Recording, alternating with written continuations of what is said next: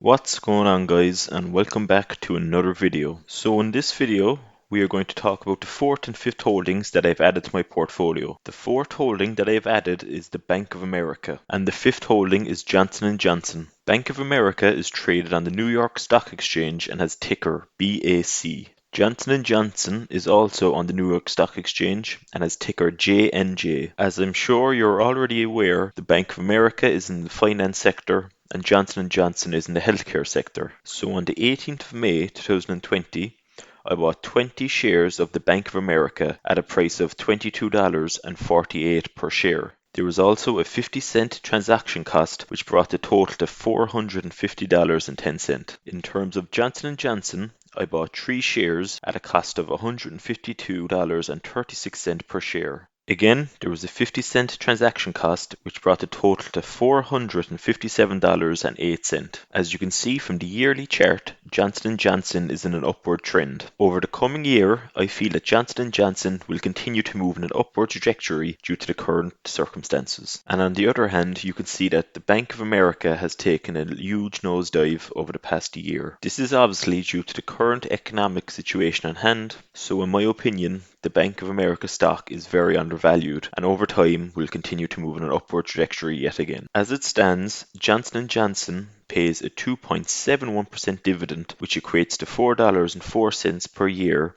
that is paid in a quarterly basis. Bank of America pays a 3.24% dividend, which equates to 72 cents annually, which is paid in a quarterly basis. Bank of America is an American multinational investment bank and financial services company. This company is involved in consumer and corporate banking, insurance, investment banking, mortgage loans, private banking and equity, etc. Johnson & Johnson is also an American multinational corporation which was founded in 1886 and develops medical devices, pharmaceutical and consumer packaged goods. The picture on screen just gives you an example of how many different brands and products Johnson & Johnson is involved with. Like a lot of the other stocks in this portfolio, Berkshire Hathaway, Vanguard and BlackRock fund advisors make up the majority of the fund's shareholders. Between the three of those stakeholders alone, they hold over a 20% stake in the company. In terms of Johnson & Johnson, Vanguard, SSGA Funds Management, and BlackRock Fund Advisors make up just under 20% of the company's stake. After adding these two funds to my portfolio, this has now brought the total number of funds to 5. I am happy with how diversified my portfolio is at this time. I have Apple in the IT industry,